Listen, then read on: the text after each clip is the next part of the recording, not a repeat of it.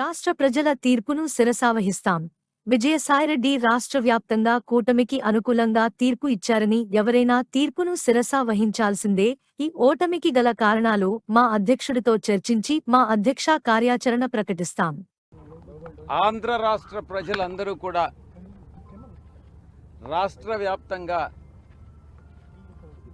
కూటమికి అనుకూలంగా తీర్పునివ్వడం జరిగింది.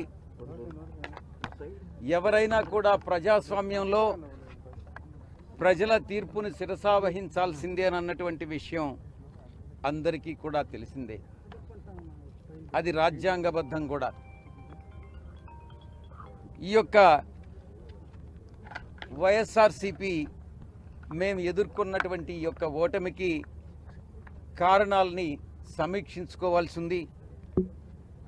ఎక్కడ పొరపాటు జరిగింది, ఆ పొరపాట్లను ఎలా సరిదిద్దుకోవాలి, ప్రజలకు నచ్చనటువంటిది మేము ఏం చేశాం, మేము చేసినటువంటి పనులని ప్రజలు ఎందుకు ఆదరించలేదు అన్నటువంటి విషయాన్ని కూలంకషంగా చర్చించి ప్రతి నియోజకవర్గం నాయకులతోనూ అందరితో కూడా సమీక్ష నిర్వహించి మా అధ్యక్షుల వారు ఆ తదుపరి కార్యాచరణ చేపడతారన్నటువంటి విషయాన్ని మీ అందరికీ కూడా తెలియజేసుకుంటా ఉన్నాం.